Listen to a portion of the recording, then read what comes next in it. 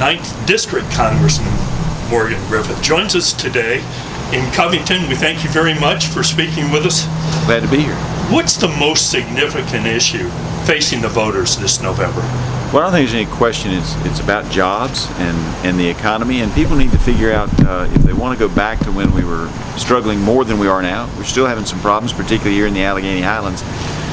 But if they want to go back to overregulation, when jobs were being threatened by the federal government's burdensome regulations, then, you know, that's what this election's about. If you want to keep moving forward and creating more jobs and having an administration and a Congress that are working to create jobs in our communities, then, you know, you should vote accordingly.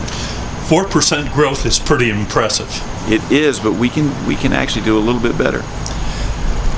You're fine. Good morning. Good morning. We're right here on the courthouse steps, so everything's going on. Can you give the voters an update on what's going on with the ACA? Well, what's happening is that we're trying to ease up some of the things that were most offensive and most restrictive. So we're trying to say that you don't, and you won't have to pay a penalty in the future if you choose not to have a plan that's approved by the federal government through the ACA. If you want to have a plan that's a little bit less, then you can do that. We're also working on making it so that in the exchange you can actually get credit for buying one of the copper plans. That's again a lesser plan, but in many cases what we found is the gold plan and the silver plan, there's not much difference in cost, but you get more for gold. But if you could go to copper, you could actually save your family some money. Some people want to do that, some don't. And that's a choice that people ought to be able to make instead of having the government tell you exactly what to do. We're seeing a lot of activity out of your office, and you have a number of initiatives in Congress. What would you say are some of the top things you're working on right now? Well, I would say probably the one that we're trying to push through right now. We've had some real successes already this year, but one that I'm working on is called New Source Review. And it's a good concept. It is, if you're going in to improve a plant, you want to make the plant better on the environment and less pollution. The problem is that a part of that has been interpreted to say that if you fix one thing in the plant, you have to fix everything in the plant. And obviously, if you have to swallow an apple whole, you probably can't do it. I don't know anybody that can. But if you can nibble on that apple, over time you'll get it done, and you'll make the environment better while also improving efficiency in most plants. And that's what we're trying to do. We've got a bill in that would say, if you improve one part of the plant, as long as that part of the plant is making less pollution and you're not increasing pollution anywhere else, you don't have to suddenly bring the plant up to 2018 standards everywhere because you chose to invest some money and make your plant more environmentally friendly. You have probably one of the weirdest districts in Congress. It's huge, it's long, it's just all over the place. In your travels, which are extensive, what would you say causes voters most amount of anxiety? We hear there's a little bit of rustling in the hedges these days about various issues. What would you say is most significantly on their mind? It's still the economy. You know, in this district in particular, we've even been at hit, 4% growth. Even at 4% growth, because we're not seeing that growth here yet. And you have to realize that a big portion of the district, not necessarily the Allegheny Highlands, but a big portion of the district has been dependent for years on the coal industry.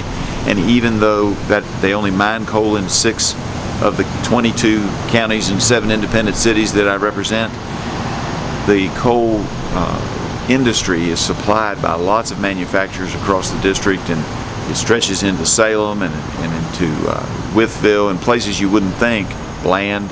All of these counties have something that they provide for the coal industry. Well, that then affects mom and pop shops and all kinds of businesses. So the economy is coming back even in the worst hit areas during the downturn in the war on coal. But it's still taking time to regenerate those jobs, and so people are still concerned about it. And there's a fear that if we revert to the same anti-business attitudes and environmental controls that are too stringent to work, that those jobs might disappear. So people are a little hesitant and they're nervous about it, and rightfully so. And I think we need to continue to grow the economy. We can grow the economy 3%. It should be the low. And I think we can get as high as 5 or 6 if we continue to do what we ought to do in Congress to make it easier for businesses to open up in the United States, to encourage businesses in the United States, and to make sure that we have a fair playing field, whether that trading partner be China or Mexico or even our good friends Canada. Well, for years, the left wing of the economists in the country have maintained that manufacturing was dead. It wasn't going to expand. What do you say about that? Yeah, that's just not true. We can expand manufacturing in the United States. We need to expand manufacturing in the United States. We don't need to be dependent on the rest of the world for things like, let's take transformers. Right now, we're somewhat dependent on a particular type of steel that's predominantly made in Japan. We only have one manufacturer in the United States to do transformers. And you think, well, why does that affect me? Well, if there's a major storm and it wipes out the transformers, it may take longer and cost more to put your electricity back on. That's why it's important, and we need to make sure that we have the ability to take care of ourselves in many aspects, or at least that there's fair competition. And when there's not fair competition, we need to call our trading partner out on it and say, wait a minute, we want a fair playing field. But the United States manufacturing sector is still strong. It's still the strongest in the world if we don't continue to give it away. What do you feel the view is of Congress about the Mueller investigation? Do you believe that they would like to see it wrapped up prior to the elections, or does it matter? I don't know that it matters, but I think that it needs to end soon. They've been investigating now, and they've shown no evidence that the president was involved in anything that was illegal conduct. And if they've got something, tell the American people about it. Get it ready for trial. If you've got something, bring it out. So far, they've gotten some bit players who had other issues, but not collusion with Russia, and that's what they were charged to do, was to see if there was collusion with Russia. And in reality, it appears if there was any collusion, it was more on the losing side of the Democrat Party than it was on the president's side. It's nice to see you in Covington and Allegheny County again. Thanks for joining us. It's great to be here. Thank you.